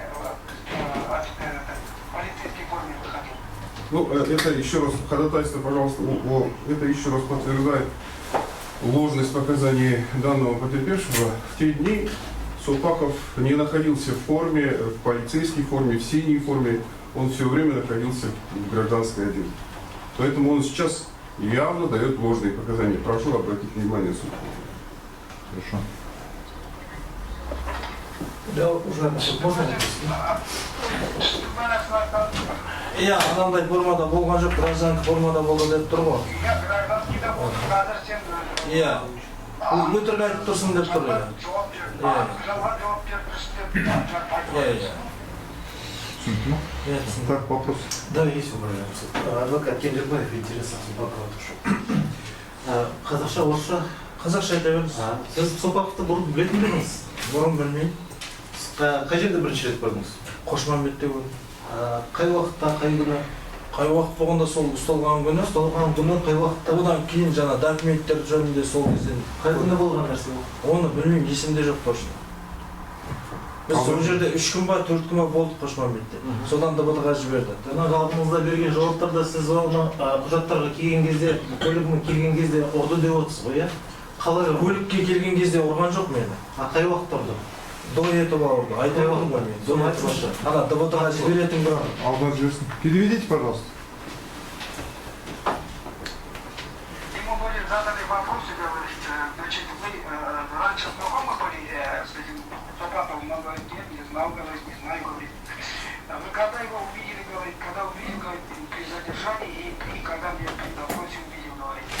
Потом ему задали вопрос, когда на вас ударили, когда вы приехали за машиной, ударил, что ли? Нет, он говорит, он мне ударит, когда отправляет ДВН. Дальше. Сол жерлер уақытта қалай ұрды? Айтыңызшы соны, нақтылап беріңізші. Неше соққы берді? Қай жеріңізден ұрды? Қандай жермен, қолымен ба, аяғымен ба? Қандай соққы ұрды? Қандай соққы негізі? Ол кезде бізде енді, ол кезде біз, менің көзім көрмейді ол кезде таяқтан біріншіден. Шала көреді мынандай қысыл. Сол кезде маған бұлай істеп жүрген сол кездерде көрдің бе деп істеп жүрген сол кезде. Жоқ, жақсы, мен оны түсіндім. Көзіңіз көрмей тұрып, ал соқпақ қалай көрдіңіз сіз? Мен айтып тұрмын ғой енді, бұлай мына екінші көзім көріледі ғой, мына көзім ашылмайды вообще. Сізге сұрақ беріп тұр ғой, қалай соқты, немен соқты? Немен соққан, енді қолмен соқты, немен соқты, оны білмеймін ғой енді. Бұлай стенаға қарап отырасың болды мені. Жоқ, стенаға қарап отқан ол сіз одан кейін емес пе? Кетер уақыт емес пе? Сізді босатып жүрген жоқ па? Ана жаққа кетіп келіп жатырсыз. Ол стенаға қаратқан жоқ па сіз ол кезде? Жоқ. Жақсы, ары қарай. Сіздің сұрақтарыңыз қызық, уже сот мырза бола ма? Бастан аяқ осы сұрақты қайталап нетіп отыр да адвокаттар, бұлай қойып отыр. Бәрі бір сұрақ қойылып отқан сұрақтардың бәрі. Не істедіңіз ба, не істедіңіз ба деп отыр, бәрі. Переведите, пожалуйста. Қазақшасы да, орысшасы да сол. Переведите, пожалуйста. Да, он говорит, адвокаты, одну тоже вопрос задают, говорит. Я уже... Нет, комментарий его не надо переводить. Ответ переведите. Потом, я вот какой частью тела, чем били, я не помню, но били, мы к стене нас преподам, били, чем били, я не могу установить, отличить не могу, говорит. Есть еще вопрос? Есть, уважаемый суд. Беріңізші, сізді сол Қошмамбетке алып келгеннен сізден жауап алды ғой, иә? Тергеуші жауап алған есімде жоқ. Сіз жауап берген жоқсыз ба еш нәрсеге? Хаттама толтырған жоқ па? Маған хаттама толтырып, ондай ештеңе есімде жоқ. Мен тек жаңа кетіп бара жатқанда ДБТ-ға кететін кезде мына документтерді көрсеткен есімде, и енді көрмейсің деп айтқан есімде. До этого жаңағыдай стенаға айттым ғой, мен бәрін айттым ғой. Келген күні соққы болды. Сол күні Вопрос алды ма, алмады ма? Соны ғой айтасыз? Есімде жоқ соққымызда. Жақсы, следующий. Жақсы, телефоныңыз туралы бір әңгімелер болды ма сол жерде? Сол Қошмамбетке келгеннен сіздің өзі жеке телефоныңыз бойынша. Телефоныңызды қарады ма, телефонның ішіне бір бейне жазба табылды ма, соны білесіз ба, айта аласыз ба сол жерде? Оны точно білмеймін, мен ана інімді іздеп барғаным есімде, аэропорт жаққа. Інім жоғалып кеткен ғой мен. Соны іздеп барғаным есімде, и ана неге площадьқа барғаным есімде. Сол жерде мен видеоға түсірген видеоларым болды. Ол шындық. Ал енді жаңа осы сот отырысында сізден жауап алған кезде сізді зорлау күдігімен алып келді, сол анау мүше табылды көліктің ішінде, сол жөнде дедіңіз. Енді қазір басқаша айтып отырсыз ғой. Енді ол сіз айтып отырсыз ғой енді мына жақта. Ана жақта именно сондай немен алып келді ғой бізді.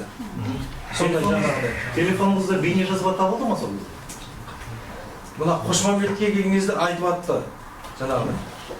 Сіздің айтып атқаныңызды айтып атты жаңағы. Не жөнінде болды ол бейне жазба? Бейне жазба, мен просто інімді іздеп шыққам. Иә. Сол жөнінде түсірдім болды. Для себя. Не түсірдіңіз? Для себя түсірдім болды. Не түсірдіңіз? Мен інімді іздеп бардым, ана өртеп атқан адамдардың бұлай видеоға түсіргенім, и все. Басқа ештеңе емес. Переведите, пожалуйста, сейчас.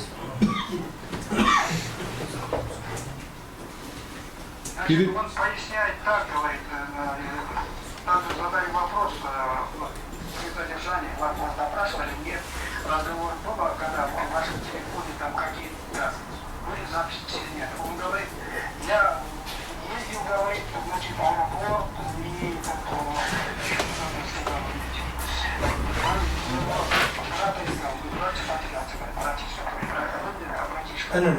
это время я увидел вот там, значит, поджженные вот машины, которые я там снимал несколько кадров.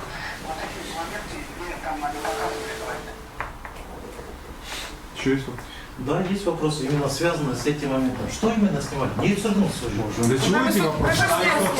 Что? Ну, суд же задает это. С какой целью этот вопрос вам нужен? Поясните. Потому что, уважаемый суд, хотелось бы пояснить, во-первых, сейчас прозвучали у нас ходатайства, я прошу их полностью поддержать. вводит в заблуждение, уважаемый потерпевший, поскольку сейчас вот мы слышали его показания о том, что его привезли его, задержали в подозрении на изнасилование. А фактически его привезли, есть допросы, вот, мой коллега ходатайствовал о истребовании уголовного дела основного, которое в то время расследовалось, по какому их привозили сюда. И в этом уголовном деле есть показания его, где он конкретно говорит, почему его увезли с ДВД вместе с фигурантами по Дикому Арману. У него в сотовом телефоне были записи именно со всех событий, именно аэропорт, где когда грабили это все. Вот он сейчас не договаривает. Видеозаписи, вот именно всех событий, которые тогда на тот момент происходили. Поэтому его, да, и сотовый телефон, он приобщен к материалам дела в качестве эпизода по тому уголовному делу. Все хорошо. И вот эта неискренность, которую он сейчас проявляет. Хорошо, все, я услышал вас. Нет.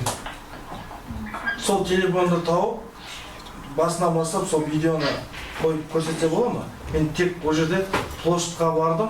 Жақсы болды, ол керек жоқ. Еще есть вопрос? Басқа мен анадай видео. Жақсы болды. Еще есть вопрос? Это сейчас он уже У других есть вопрос? Нет вопросов. Здесь есть вопрос. Нет, вопрос у нас. Пожалуйста. Сізге сұрағым, сіз айтып отырсыз ғой, сіздің төл құжаттарыңыз менің көлігімде болды деп. Сол көлігіңізден әскери қызметкерлер айдап келген машинеңіз, сіз қалай көрдіңіз? Мен төл құжатын алдым ба, алмадым ба? Мен алғанмын. Сен именно өзің Бауыржан, өзің көрсеттің маған? Сұрақ басқа болды ғой? Жоқ. Мен енді менен ояқтан ешкім документ алған жоқ ұстаған кезде. Машинеде келді, бәрі машинеде болған зат ол. Енді сіздерге әкеліп өткізді ғой. Сен алдың да. Жоқ, баянилар келіп өткізді ғой сіздерге, дұрыс қой. Мен қабылдаған машинеңізді. Кім қабылдаса да енді сол жерде болды ғой сменада. Кім қабылдады? Бірақ сіздің машинеңізді сіз өзіңіз өткізген жоқсыз ғой, дұрыс па? Мен қалай өткіземін? Тоқтап тұрыңыз. Қандай сұрағыңыз? Нақтылаңызшы, сол конкретизируйте. Да, это разрешите на русском. Пожалуйста, задавайте на русском. Вы приемом передачи своей автомашины между кем состоит?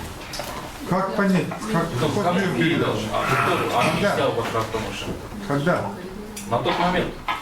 7 января? Точно. Что вас интересует? Вот простым языком задать, какой прием передачи в тот день? Никакого приема передачи, наверное, не было. У него машину принял. Түсінікті ма? Машинені кім қабылдап алып деп тұр? Сол күні, 7-сі күні. 7-сі күні. Ол жерде бізді машинелер, ана айттым, ұстаған жерде военныйлар айдап келді бізбен бірге. Так, сонымен? Содан кейін Қошмамбетке әкелді деді. Әкелгеннен кейін, сол Қошмамбетке әкелді ғой. Одан кейін кім қабылдап алды, оны мен білмеймін ғой, біз оны көретін жағдайда ма жоқпыз ғой. Переведите. Потом, Наши машины серии военных эту машину в Кошмамбете. В Кошмамбете, значит, кто кому передал, кто принимал, мы откуда знаем. Нам до этого было. Что? А потом, до этого процесса он ко мне подходил на улице, когда я стоял. Вы ко мне подошли и сказали: Бауыржан, я вас вспомнил, когда я машину хотел забрать. Нет, перед тем, когда его в город увезти, вы мне сказали, вы мне показали мои документы и не отдали мне. На тот момент я сказал, может, вы ошибаетесь, сізге айтқанымда мен, может, не дұрыс деп, ошибаться дұрыс деп. Сіз айттыңыз, жоқ, мен ошибаться ете алмаймын. Онда, если ошибаться, если не можете ошибиться в этом, что я еще сделал? Нет, ты меня ничего не избивал, ничего не делал, ты просто мне сказал, вот документы больше не увидишь. А сегодня почему-то... Все, вопрос снимается. Он дал ответ.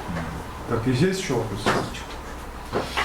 Сэр, так, нет других? Есть запросик такой.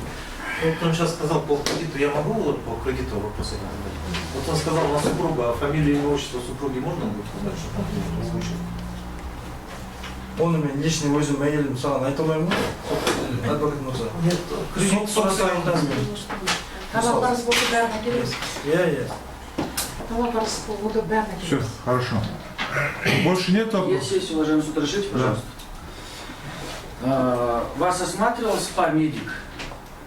СПА, что такое СПА, он по-другому сейчас поймет. Правильно задать вопрос? Так, вот когда вас в Кожмамбете в следственном изоляторе временного содержания вас содержали в Кожмамбете, вас медик там осматривал? Медик поймет. А вообще осматривал или нет? Не осматривал. А вот вы говорили, вас били еще и военные, и полицейские. Вот сейчас Сопакова, забудьте, что он был. Ответьте, другие сотрудники, в какие части тела вас били? Другие, не Сопаков. Куда били вас? Түсінікті сұрақ? Мынаны бәрі, в общем, қай жерден соқты келеді, ұра береді ол сен мына жерден ұрайын қарап тұр деп айтпайды ғой, любой жерден соға береді ол. Дұрыс қой. А у вас ол жерде аяушылық болған жоқ ол жерде. Участке береді.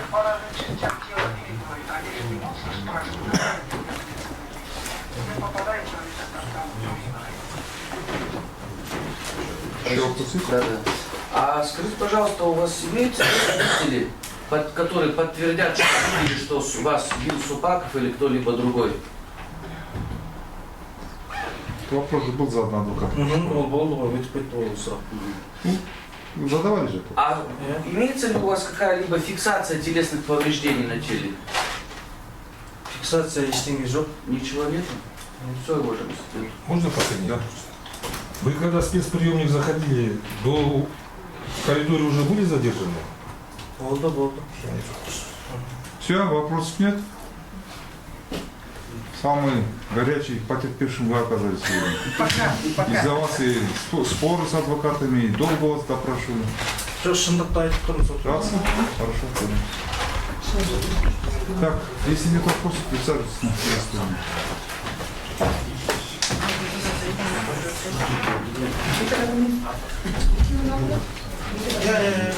Так, Розахунова, наверное, нет смысла, да, начинать? Мне уже на час больше, уже с вечера он уже уехал. Сюда на сегодня... перед этим... Тише, пожалуйста. Ходатайство ваше, вернемся к нему? Да. Там, когда вы выходили, прокурор интересовался, был ли отрицательный ответ? Да, был отрицательный ответ. Обращался я с спецпрокурором, отказали и мотивировку основания. Есть этот ответ? Ответ сейчас нету. Ну, я его вместе с этим судебным кабинетом. Уважаемый суд, я почему хотел бы на это обратить внимание? В своих допросах, показаниях Якупов постоянно у него разнятся показания, так? И в своих показаниях он говорил, что 40 дней в Туркестанской области не выезжал, дома болел там из-за того, что у него телесные повреждения нанесли. Проверить его честность, потому что он постоянно и при кипанировании показания менял. То есть, чтобы потом суд оценку дал его показаниям, уже отнесся либо критически, либо взял в основу доказательств. Так, ранее высказанной позиции насчет ходатайства нет? Нечего добавить? Нет. Позицию высказали? Можно что-то помнить? Что-то новое? Да, я считаю...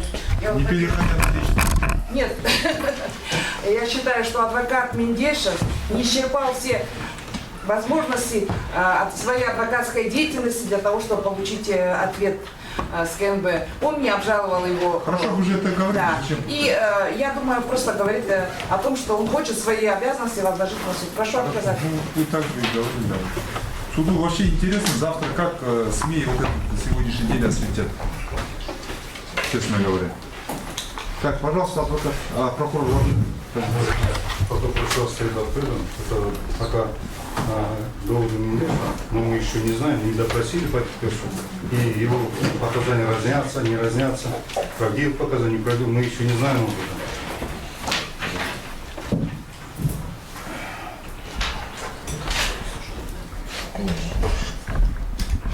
Можно, да, мнение по этому? Пожалуйста. Я уже ранее заявлял, да, ходатайство я поддерживаю. сейчас хотя бы для экономии времени, да, завтра мы его, Якупова допросим, потом уже времени не останется для того, чтобы получить эти ответы. Сейчас, если мы направим запрос и получим, это во всяком случае не повредит, и это исключит противоречие его показаний. Его показания в материалах дела есть, это депонирование, его очные ставки, его другие показания, которые он давал. У нас показания его есть, я с этим с прокурором не согласен. Поэтому для исключения вот этих обстоятельств необходимо направить запрос. И сейчас суду ничего не мешает, даже если адвокат, например, не направил запрос и так далее, но суду сейчас нет, ничего не стоит направить запрос, если это и относится к обстоятельствам. Не обязан за адвоката работать. Уважаемый суд, я уже говорил, что я направлял запрос в погранслужбу КНБ Республики Казахстан. Мне отказали в связи с тем, что есть закон о защите данных, так? В связи с этим мне отказали. Ну, Хорошо. Вопрос такой, все понятно, что вам отказано, это к вашему запросу приложен этот ответ там есть. Вопрос в другом. Этот запрос, ответ на этот запрос вам необходим, чтобы понять в честности, да, в порядке слов или понять, ну хорошо, да, допустим, он не будет в Узбекистане, вы там говорите, что тогда он может быть избит в Узбекистане. Он мог и не выезжать в Узбекистан, и может и здесь быть избит. Это же для оценки доказательств как особого влияния, наверное, не имеет существенно. Ну почему, уважаемый суд? Оценку, правильно, суд будет давать его показания в купе, то есть в совокупности, в том числе его показаниям, что он 40 дней валялся дома, грубо говоря, как он сказал сам, никуда не выходил, вообще из дома боялся выйти, потому что там какие-то трупы выкапывали или еще что-то. Также его показания, которые присутствуют, это показ его на месте, там очень большие противоречия, которые орган следствия взял за основу его заявления, и под эти заявления подвел его дальнейшие показания, оценку которой будет сумма. Совещаясь на месте, постановил по ходатайству адвоката Мендешева относительно запроса Сберкута оставить открытым, вернуться к этому либо после допроса Якупова, если им будет, либо после оглашения его показаний, которые были депонированы. После этого, пожалуйста, напомните, тогда вернемся к целесообразности еще раз данного ходатайства, обоснованности. Все, других нет ходатайств? Уважаемый суд, если вы позволите, касательно ранее заявлено также коллеги ходатайства об истребовании материалов уголовного дела номер 2, которое было возбуждено в СПА. Копии приобщены, как я и говорила, они есть, но есть один момент, объяснительная Рузахунова, снята только лицевая сторона. Очень важный, существенный момент, на обратной стороне этой объяснительной имеется подпись представителя МВД и представителя посольства Республики Киргизстан. Следователи этого не потрудились сделать. И для меня, я поддерживаю в этой части, и суду тоже это очень важно будет обозреть объяснительную с этими подписями. Для чего и потом, если позволите, я после допроса Рузахунова обосную.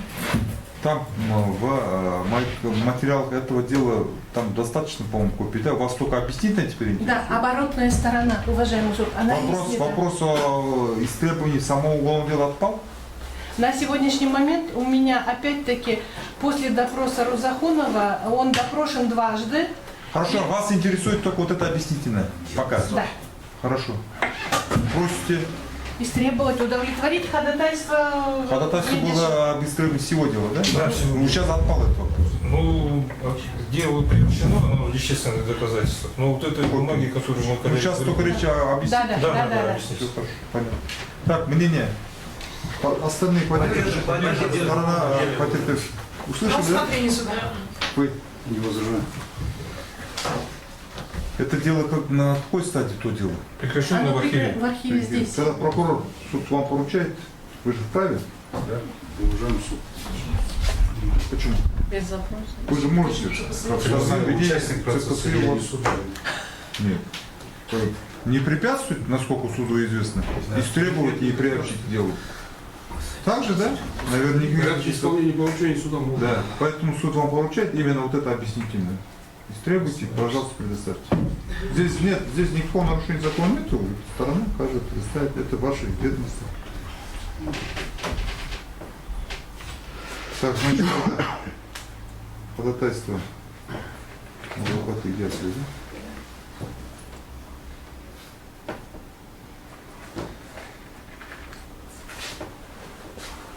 Объясните, Рузакону от какого числа? Дата есть там? Ну, чтобы понятно было и прокурор. От 10 Чего? января. 22 Да. года. Там одна объяснительная? Одна объяснительная. Записали, да? Хорошо. Дата еще возможно? 10.01.22.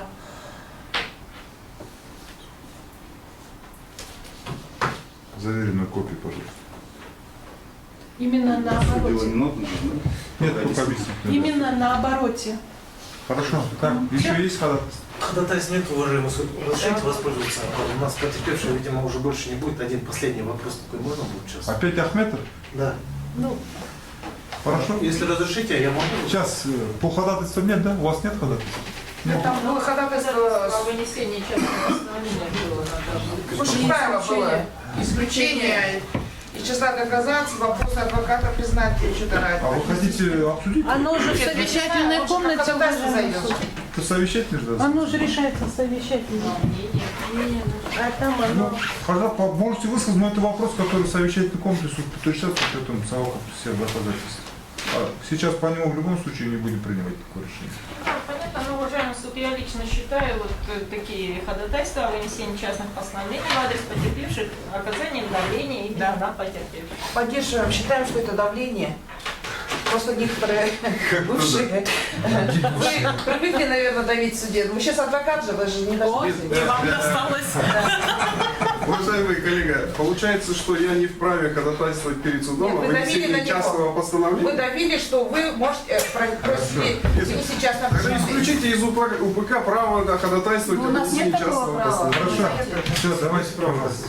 Понятно, все услышали. Не нравится просто показания. Да. И реагирует Они ложные, потому что, поэтому я можно это. говорю. Хорошо, суд услышал и сторону обвинения, и сторону потерпевших, будет дана оценка. Но сейчас это решение мы не будем принимать, сами знаете, да, юрист? Так, Ахметов, давай очередной раз давайте. Вопрос. С трибуны подойти.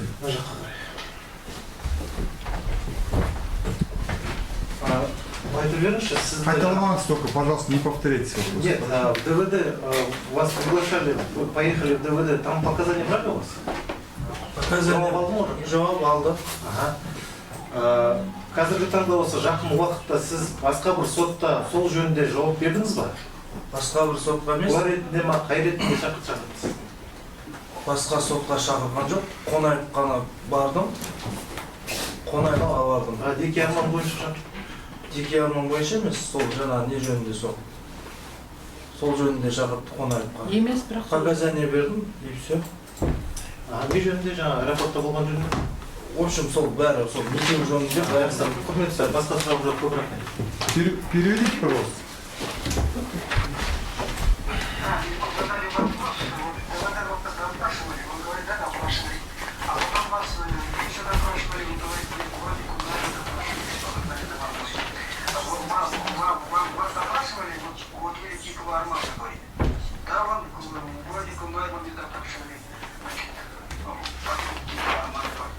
Деке арман жөнінде емес. В общем, мен именно өзім мен жөнінде. Қалада да болды ол, Елеусскийде. Сейчас, секундочку.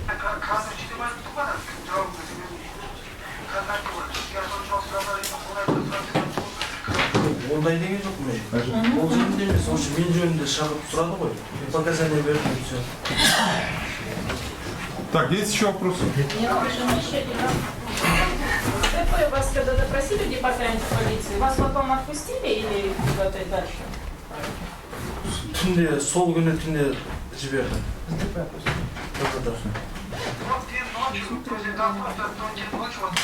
Все, дальше тогда. Все, больше нет вопросов? Нет, уважаемый. Сот мырза, сұрақ болады ма? Сұрақ бере алмайсыз. Жауап бере аласыз. Сотқа сұрақ бере алмайсыз. Жоқ, мен просто мына бала шағама байланысты мен үйде де жұмыс нете алмаймыз. Жұмысқа да ондай жарамаймын, өртеніп кеткен, просто сол мына келу кетуде маған не болып тұр да қазір. Соны не шешіп алсақ. Болды ғой, енді келдің сол. Иә. Сосын ары қарай өзіңіз решение шығарасыз. Так, тогда на сегодня заседание суда объявляется закрытым. Следующий у нас, как ранее говорили. Потише, пожалуйста. Потише, пожалуйста. Еще заседание суда не закончилось. 18 октября в 10 часов в зал там определимся. Прошу без, да, на целый день. Прошу без опозданий. Так, и насчет Розахонова, да? Договорились, сказали ему, да? Будет, да? Потому что Нет, не онлайн. приехать не сможет, а никак. Ну, еще Ну, переговорите, если приедет, было бы хорошо. Если нет, тогда онлайн. И вы этого консула, да, хотите послушать? Возражений нет? Нет. Надо, но чтобы Розахонов был, потому что уже у нас те потерпевшие, которые, скажем так, живые, да, которые здесь, их в основном уже опросили. От него началось. Да. Благодаря ему. Тогда, так, пожалуйста, на выходе не драться, не ругаться, спокойно. Следующему заседанию быть добрым, благополучным, здравия. Міне құрметті көрермендер, бұған дейін хабарлағанымыздай, осы істе айыпталушылар және олардың адвокаттары өздерінің бет-бейнесін ақпарат құралдарында жариялауға, я сотта бейнекамераға түсіруге қарсылық көрсеткен, яғни қарсылық ретінде талап тілек түсірген, сот оны қанағаттандырған. Бірақ енді неге екені белгісіз, олар егер анық, таза, кінәсіз болатын болса, азаптамаған болатын болса, неге жариялықтан қашатынын енді белгісіз. Бірақ олардың заңды құқықтары, сол себепті сот олардың талабын қанағаттандырып, оларды түсірмеу туралы шешім шығарды. Бірақ енді өздеріңіз көргендей, адвокаттардың, яғни жәбірленушілердің адвокаттарын түсіруге болады, олардың сөздерін түсіруге болады, сұрақ қойған кезде түсіруге болады, соны көрсеттік. Ары қарай енді сот ашық түрде өткенмен, жабық түрде өткен сияқты болып өтіп жатыр, өйткені көптеген адамдарды түсіруге болмайды. Және оның үстіне сот орыс тілінде өтіп жатыр, яғни мемлекеттік тілде емес, орыс тілінде өтіп жатқандықтан, енді қолымыздан келгенше ақпаратты жеткізуге тырысып жатырмыз. Осы сот кімдікі YouTube арнасына жазылып, ары қарай тарата отырыңыздар, сот барысын үнемі қадағалап отыратын боламыз.